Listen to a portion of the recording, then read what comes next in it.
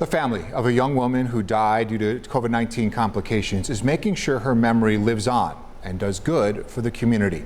22-year-old Tatiana Moore of Wheatfield died nearly a year ago. During the course of her treatment, Tatiana's family saw just how much blood was needed to care for her.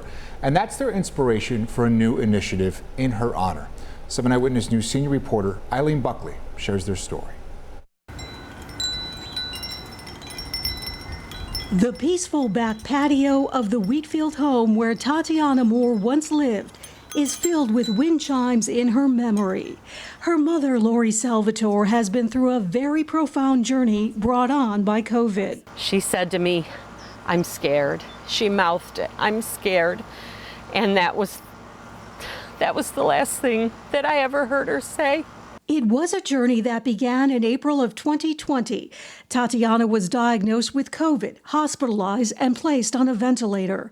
At the time, Salvatore told me she was hopeful Tatiana would recover while receiving blood plasma treatments. Dr. Thomas Russo at UB's Jacobs School of Medicine says at the time it was considered a Hail Mary for selective patients as the only treatment. But now it does not appear to be effective.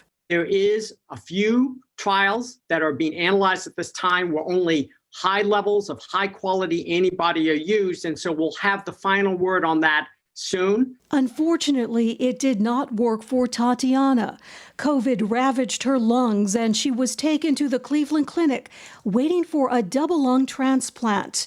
But nearly 1 year ago, July 8th, the young woman who was studying social work at Buffalo State College passed away with her younger sister, aunt, and dear mother by her side. And I could just see her peaceful spirit go to heaven. I could just see it go. Salvatore says because her daughter received so much blood and an outpouring of generosity from the community, she decided to create a blood drive June 24th, teaming with Connect Life. Always such a beautiful thing to be a part of when Western New Yorkers really embrace families like Tatiana's and come out and donate blood. The family is also launching the Team Tatiana Foundation.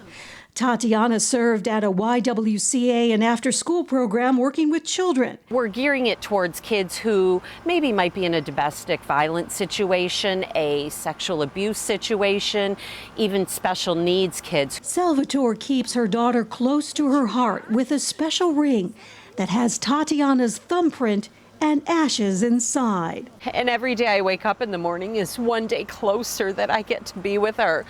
But I'm going to have a lot of questions when I get there. In Wheatfield, Eileen Buckley, 7 Eyewitness News.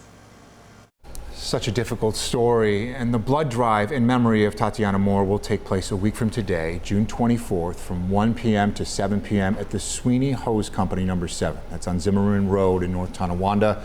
You can visit the Connect Life website to make an appointment. And if you're considering donating blood but you don't know if you're eligible, here are the donation guidelines.